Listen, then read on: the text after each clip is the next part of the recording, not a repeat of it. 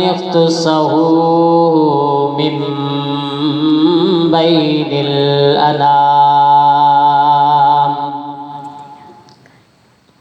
بجوامع الكلم وجواهر الحكم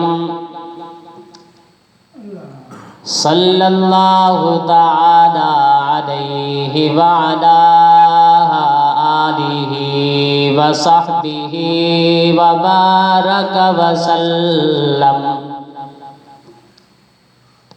ما نطق اللسان بمدحه ونسخ القلم أما بعد فأعوذ بالله من الشيطان الرجيم بسم الله الرحمن الرحيم ألم يجدك يتيما فآوى صدق الله العظيم وصدق رسوله النبي الكريم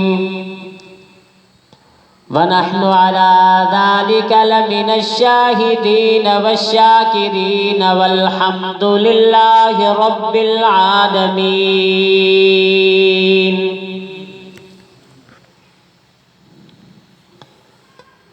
بہرحال اندر آ ونجو کتے زیادہ ثواب چلے درود شریف پڑھ کے اللهم صل على محمد وعلى آل محمد كما صليت على إبراهيم وعلى آل إبراهيم إنك حميد مجيد.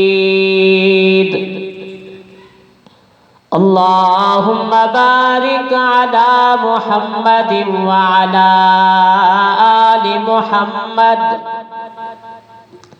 كما باركت على إبراهيم وعلى آل إبراهيم إنك حميد مجيد.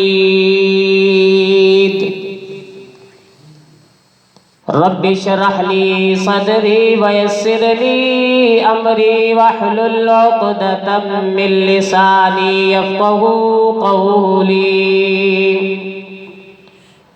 رب زدني علما رب زدني علما رب زدني علما.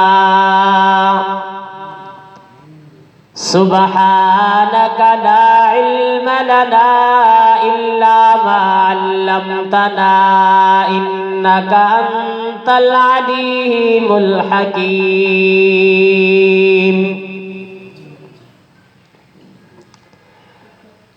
میرے انتہائی واجب الاحترام قابل صد احترام،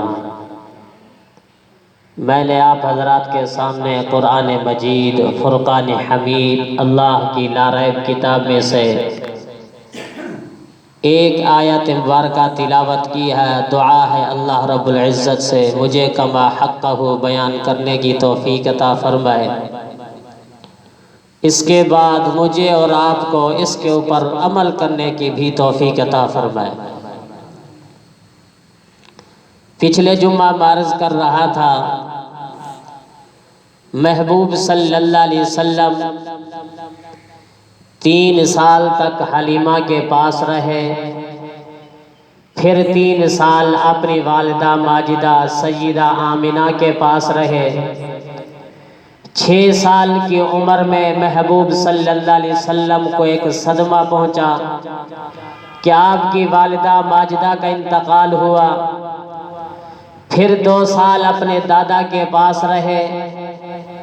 8 سال کی عمر میں پھر صدمہ پہنچا کہ دادا کا بھی انتقال ہو گیا. دادا جناب عبد المطلب کا آخری وقت تھا. اپنے بیٹوں میں سے ایک بیٹا جناب ابو طالب کو بلایا اور اسے کہا اے ابو طالب، میرے جانے کے بعد یہ دنیا والے، یہ مکے والے میری جگہ کے اوپر، سرداری کے اوپر، عہدے کے اوپر لوگ تجھے لے آئیں گے، تجھے بٹھائیں گے. جہاں تو سرداری کا خیال کرے گا، عہدے کا خیال کرے گا، وہیں پہ میں اپنا یتیم پوتا محمد عربی صلی اللہ علیہ وسلم کو بھی تمہارے حوالے کرتا ہوں، اس کا بھی اپنی اولاد سے زیادہ خیال کرنا۔ اور یہ بات بھی کہی کہ مجھے یقین ہے تو اسے نہیں پالے گا، پالنے والی تو اللہ کی ذات ہے، بظاہر اس کا خیال کرنا اور اپنے بیٹوں میں سے زیادہ خیال کرنا ہے اس کا۔ اس کے بعد جناب عبد المطلب کا انتقال ہو گیا، دادا کا انتقال ہو گیا، پھر آپ چاچا کی پرورش میں آئے۔ آپ کا چاچا بھی آپ سے بہت محبت کرتا تھا، پیار کرتا تھا، جب تک آپ دسترخوان پہ نہیں آتے کھانا شروع نہیں کرتا۔ کسی نے کہا ابو طالب کیا بات ہے، اس یتیم بھتیجے کا اتنا انتظار کیوں کرتا رہتا ہے، جب تک یہ تیرے دسترخوان پہ نہیں آتا تو کھانا نہیں شروع کرتا، آخر اس کی وجہ کیا ہے؟ جناب ابو طالب کہنے لگا کیونکہ جناب ابو طالب کثیر العیال تھا، قلیل المال تھا، مال اس کا تھوڑا تھا، اولاد زیادہ تھی۔ کہنے لگا جب یہ یتیم بھتیجا میرے دسترخوان پہ ہوتا ہے تو اللہ تھوڑے سے مال کو بھی سب کو پورا کر دیتا ہے، اس لیے میں اس کا انتظار کرتا رہتا ہوں۔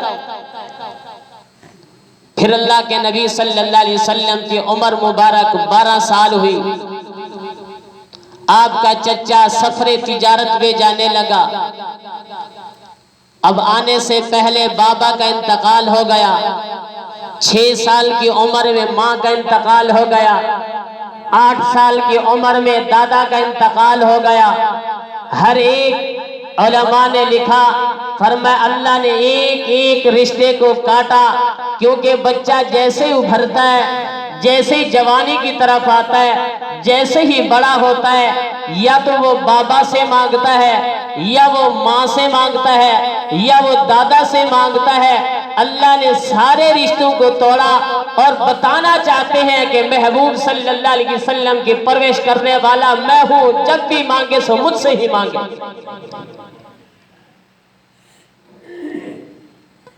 اور میں اب چاچا کی پرورش میں ہے، چاچا بھی سفر تجارت میں جا رہا ہے۔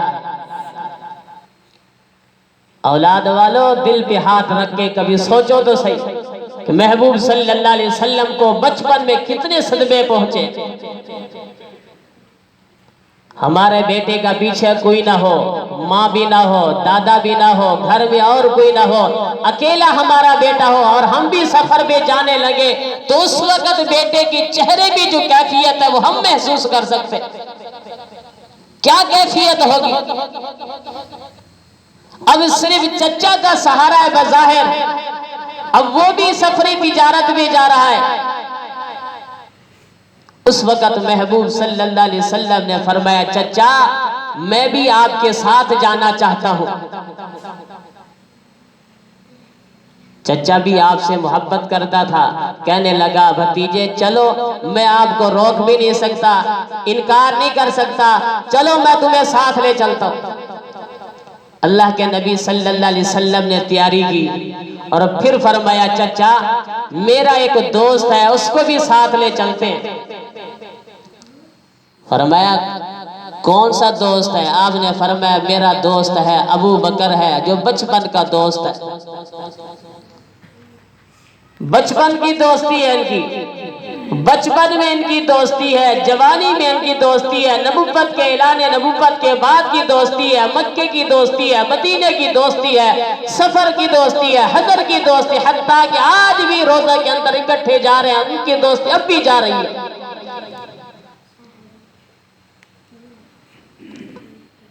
آپ کا چچا کہنے لگا بھتیجے پھر اس کے ابا ابو قحافہ سے پوچھنا پڑے گا، ابو بکر کے ابا سے ابو قحافہ سے پوچھنا پڑے گا۔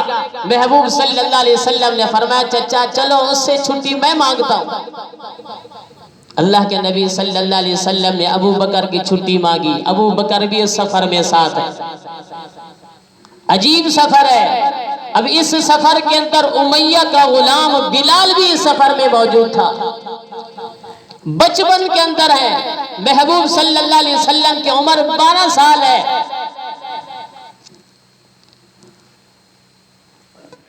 اور میں سفر شروع کر دیا، سفر کرتے کرتے ایک مقام ایسا آیا، پڑاؤ ڈالنا پڑا، رکنا پڑا۔ جیسے ہی یہ قافلہ رکا، جیسے ہی انہوں نے پڑاؤ ڈالا، اللہ اکبر، سامنے دیکھتے ایک معبد خانہ ہے، وہیں سے ایک معبد خانے سے ایک اللہ والا نکلتا ہے، مشبہ شکل بل نکلتا ہے، سیرت صورت میں، فرمایا اچھی سیرت صورت میں ہے، اور وہی نکلتے ہوئے آتا ہے۔ جیسے ہی قافلہ رکا، یہ فوراً پہنچ گیا، قافلے کے ایک ایک آدمی کو پکڑ پکڑ کے دیکھتا ہے، بڑے غور سے دیکھنے لگا، جس طرح کوئی چیز ڈھونڈ رہا ہو۔ اللہ اکبر، ایک ایک چہرے سے ایک ایک چہرے کو بڑے غور سے دیکھتا ہوا رہا ہے۔ جس وقت محبوب صلی اللہ علیہ وسلم کے چہرے کو دیکھا، حسین چہرے کو دیکھا، محجبین چہرے کو دیکھا، چاند سے زیادہ خوبصورت چہرے کو دیکھا، آپ کا ہاتھ مبارک پکڑ لیا۔ قافلہ والوں نے دیکھا، حیران ہو گئے، اس کو کیا ہو گیا؟ لگتا تو یہ مشبہ شکل ہے، بڑا نیک سیرت لگتا ہے، بڑا امیر زادہ لگتا ہے، لیکن بچے کا ہاتھ پکڑنا ہماری سمجھ میں نہیں آیا۔ اللہ اکبر، قافلہ والوں سے پوچھنے لگا، یہ بچہ کون ہے؟ جناب ابو طالب بیٹھے ہوئے، کہنے لگا یہ اس کا بھتیجا ہے، یہ جناب ابو طالب کا بھتیجا ہے۔ اللہ اکبر، وہی راہب، لوگ اسے بحیرہ راہب کے نام سے یاد کرتے ہیں۔ اللہ اکبر، وہ بحیرہ راہب کہنے لگا میری دعوت کو قبول کرو، میں تمہیں دعوت دینا چاہتا ہوں۔ اللہ اکبر، سارے کے ساروں کو اس نے دعوت دی، یہ گھر میں چلا گیا، گھر میں کھانے کا انتظام کیا، اپنی حیثیت کے مطابق دسترخوان کو سجایا، اچھے اچھے کھانے تیار کیے۔ کھانے تیار کرنے کے بعد قافلہ والوں کو بلایا۔ اللہ اکبر، سارے کے سارے قافلہ والے آ گئے۔ جناب ابو طالب اپنے بھتیجے کو، محمد عربی صلی اللہ علیہ وسلم کو، آمنہ کے لال کو وہیں پہ بٹھا دیا، سامان کے ساتھ بٹھا دیا۔ کہنے لگا بھتیجے سامان کا خیال کرنا، ہم کھانا کھا کے تیرے لیے کھانا یہیں پہ لے آئیں گے۔ اللہ اکبر، محبوب وہیں پہ بیٹھ گئے، آمنہ کا لال وہیں پہ بیٹھ گیا۔ قافلہ والے جیسے دسترخوان پہ بیٹھے، اور پھر وہی راغب، وہی مہمان نواز جس نے مہمانی کی، جس نے دعوت دی تھی، جس نے دسترخوان کو سجایا، جس نے مختلف کھانوں کو تیار کیا، ایک ایک آدمی کو پھر غور سے دیکھ رہا ہے۔ لوگوں نے کہا وہی راغب، کیا بات ہے، اب کیا ڈھونڈتا ہے تو؟ کہنے لگا وہ بچہ مجھے نظر نہیں آتا، جس کی بچے کی وجہ سے میں نے دسترخوان کو سجایا۔ خبردار خبردار، کوئی بھی دسترخوان کی طرف کوئی نہ لپکے، کوئی نہ ہاتھ نہ لگائے، تمہیں اجازت نہیں کھانے کو ہاتھ لگانے کی۔ اللہ اکبر، کہنے لگے پہلے تو خود بلاتا ہے، پہلے تو خود ہی دعوت دیتا ہے، اب کہتا ہے تو کھانے کی طرف ہاتھ نہ بڑھانا، کیا بات ہے؟ اللہ اکبر، کہنے لگا تمہیں کس نے بلایا؟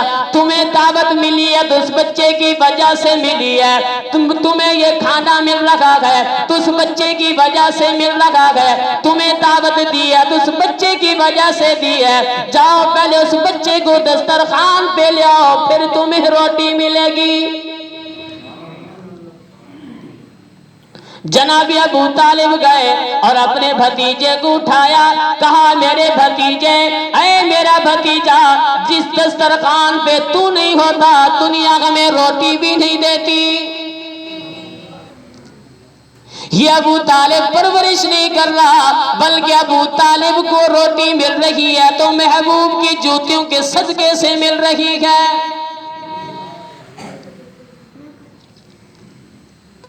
جناب ابو طالب نے اپنے بھتیجے کو لے کر گھر کے اندر داخل ہوتا ہے، عبادت خانے کے اندر داخل ہوتا ہے، وہی معبد خانے کے اندر داخل ہوتا ہے۔ اللہ اکبر، سامنے وہی بحیرہ راہب کھڑا ہے، دیکھتا ہے، کیا دیکھتا ہے؟ محمد عربی صلی اللہ علیہ وسلم، وہی بچہ 12 سال کی عمر ہے، اس کے اوپر بادل کا ٹکڑا سایہ کرتا ہوا رہا ہے، اور ابو طالب ساتھ میں ہے، اس کے اوپر دھوپ ہے، بچے کے اوپر سایہ ہے، اور اس نے کہا دیکھو یہ ہے آنے والا، یہ بچہ آنے والا نبیوں کا امام ہے، جس کا علم ہم نے تورات انجیل کے اندر پڑھا ہے۔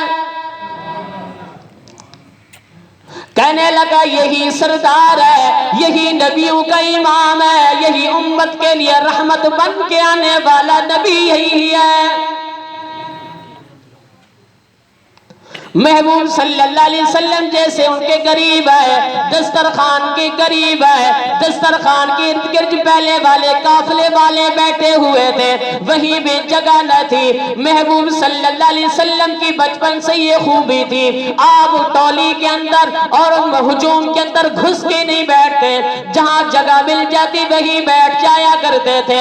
محبوب صلی اللہ علیہ وسلم پیچھے بیٹھ گئے، اور جو دسترخوان کے اوپر بیٹھے ہوئے تھے ان کے اوپر درخت سایہ کر رہا تھا، لیکن محبوب جہاں بیٹھے تھے وہیں پہ دھوپ تھی۔ اللہ اکبر، دو روایتیں آتی ہیں، ایک روایت تو یہ آتی ہے، فرمایا جو درخت ان دسترخوان کے اوپر سایہ کیا ہوا تھا، محبوب کو دھوپ کے اوپر بیٹھا ہوا دیکھا، ایسے اس نے پلٹی ماری، کلٹی ماری، محبوب کے اوپر سایہ کر کے کھڑا ہو گیا۔ دوسری روایت یہ آتی ہے، فرمایا کہ دور درخت کھڑا تھا، وہ زمین کو چیرتا ہوا آیا، زمین کو پھاڑتا ہوا آیا، زمین سے جگہ بناتا ہوا آیا، اور محبوب صلی اللہ علیہ وسلم کے اوپر ایسے سایہ کر کے کھڑا ہو گیا۔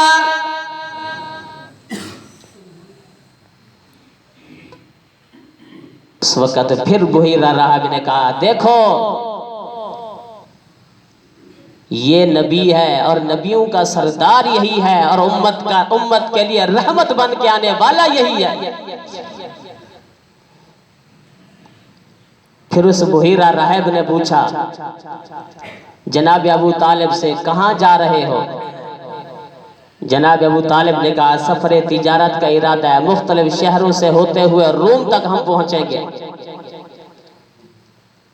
اس بحیرہ راہب نے کہا میرا مشورہ یہ ہے، میری رائے یہ ہے، اگر میری بات مانو تو اس بچے کو واپس مکے کی طرف بھیج دو۔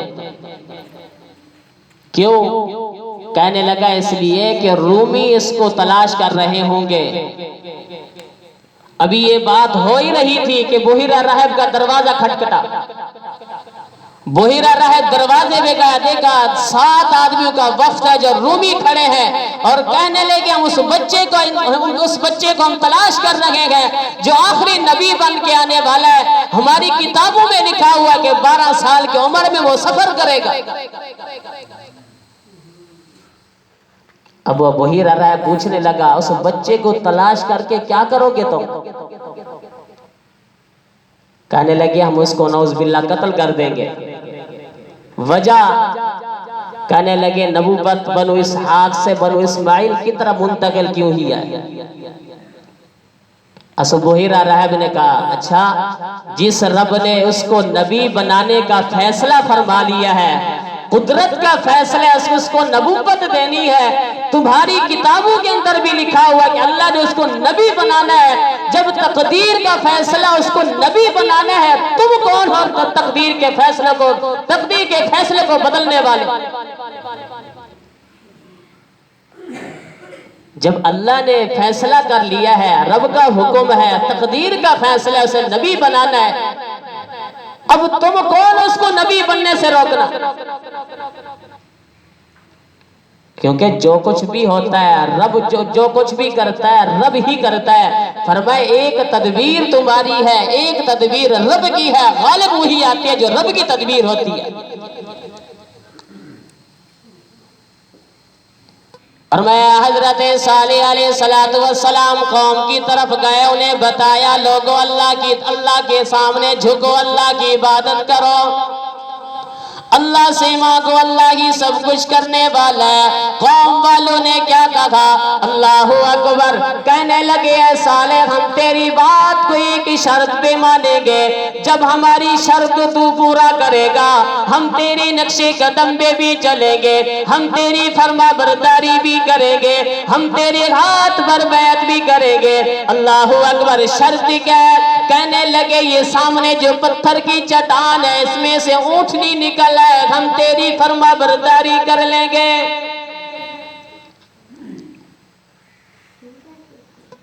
اب ان کے کہنے کا مقصد یہ تھا پتھر کی چٹان سے اونٹنی نہ نکلے گی، نہیں ہمیں سالے کی باتیں سننی پڑے گی، روزانے کی واعظ و نصیحت سننے سے جان چھوٹ جائے گی، روزانہ کی تبلیغ و دعوت سننے سے جان چھوٹ جائے گی۔ اللہ اکبر، لیکن سالے نے اللہ کے سامنے ہاتھوں کو اٹھایا، فضا میں بلند کیا اور بتایا کوئی بھی مسئلہ ہو اللہ سے مانگو، اللہ کے ساتھ سن، اللہ کی ذات سننے والی بھی ہے، قبول کرنے والی بھی ہے، پورا کرنے والی اللہ کی ذات ہے۔